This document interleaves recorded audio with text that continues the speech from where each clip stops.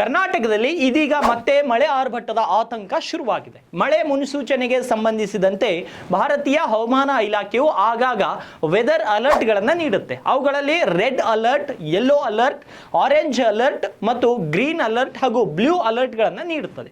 ಹಾಗಾದ್ರೆ ಈ ಅಲರ್ಟ್ಗಳ ಅರ್ಥವೇನು ಮತ್ತು ಪ್ರತಿಯೊಂದು ಬಣ್ಣಕ್ಕಿರುವ ವಿಶೇಷತೆ ಏನು ಈ ವಿಡಿಯೋದಲ್ಲಿ ತಿಳಿದುಕೊಳ್ಳೋಣ. ಅದಕ್ಕೂ ಮುಂಚೆ ಪೇಜ್ಗೆ ಫಾಲೋ ಮಾಡೋದಿದ್ರೆ ಕೂಡಲೇ ಪೇಜ್ಗೆ ಫಾಲೋ ಮಾಡಿ. ಮೊದಲನೆಯದು ರೆಡ್ ಅಲರ್ಟ್. ಹವಾಮಾನ ಇಲಾಖೆ ನೀಡುವ ಅಲರ್ಟ್ಗಳಲ್ಲಿ ರೆಡ್ ಅಲರ್ಟ್ ಅನ್ನ ಅತ್ಯಂತ ಗಂಭೀರ ಅಲರ್ಟ್ಗಳಲ್ಲಿ ಒಂದು ಅಂತ ಹೇಳಲಾಗುತ್ತೆ. 204.5 ಮಿಲಿಮೀಟರ್ ಅಥವಾ ಅದಕ್ಕಿಂತ ಹೆಚ್ಚು ಮಳೆಯಾಗುವ ಸಾಧ್ಯತೆ ಇದ್ರೆ ರೆಡ್ ಅಲರ್ಟ್ ಅನ್ನ ನೀಡಲಾಗುತ್ತೆ.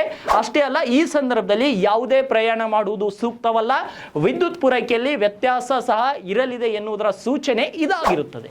ಇನ್ನು ಎರಡನೇದು ಆರೆಂಜ್ ಅಲರ್ಟ್. ರೆಡ್ ನ ನಂತರ ಸ್ಥಾನದಲ್ಲಿ ಆರೆಂಜ್ ಅಲರ್ಟ್ ಇದೆ. ಈ ಅಲರ್ಟ್ ನಲ್ಲಿಯೂ ಧಾರಾಕಾರ ಮಳೆಯಾಗುವುದರ ಮುನ್ಸೂಚನೆ ಇರುತ್ತದೆ. ಸಾಮಾನ್ಯವಾಗಿ ಆರೆಂಜ್ ಅಂದರೆ ಕಿತ್ತಳೆ ಅಲರ್ಟ್ ನೀಡುವಾಗ ಯಾವುದೇ ಭಾಗದಲ್ಲಿ 64.5 ಮಿಲಿಮೀಟರ್ ನಿಂದ 115 ಮಿಲಿಮೀಟರ್ ಮಳೆಯಾಗುವ ಸಾಧ್ಯತೆ ಇರುತ್ತದೆ. ಇನ್ನು ಮೂರನೆಯದು ಯೆಲ್ಲೋ ಅಲರ್ಟ್. ರೆಡ್ ಹಾಗೂ ಆರೆಂಜ್ ಅಲರ್ಟ್ ನ ನಂತರದಲ್ಲಿ ಯೆಲ್ಲೋ ಅಲರ್ಟ್ ಬರುತ್ತದೆ. ಆದರೆ ಇದು ಸಹ ಧಾರಾಕಾರ ಮಳೆಯಾಗುವ ಮುನ್ಸೂಚನೆ ಆಗಿರುತ್ತದೆ. ಯಾವುದೇ ಭಾಗದಲ್ಲಿ ಧಾರಾಕಾರ ಮಳೆಯಾಗುತ್ತಿದ್ರೆ ಈ ಸಂದರ್ಭದಲ್ಲಿ ಯೆಲ್ಲೋ ಅಲರ್ಟ್ ಅನ್ನು ನೀಡಲಾಗುತ್ತದೆ. ಇದರ ಜೊತೆಗೆ ಗ್ರೀನ್ ಅಲರ್ಟ್ ಮತ್ತೆ ಬ್ಲೂ ಅಲರ್ಟ್ ಅಂತ ಇರುತ್ತೆ.